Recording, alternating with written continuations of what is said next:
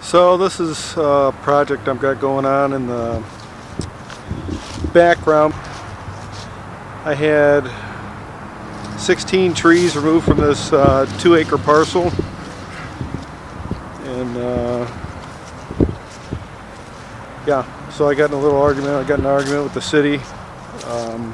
Had to submit a report for the arborist saying what trees I took down. We did that last week, and now I'm just waiting for the go-ahead. I have an excavating company coming in to remove all the stumps and haul them away and backfill all the holes.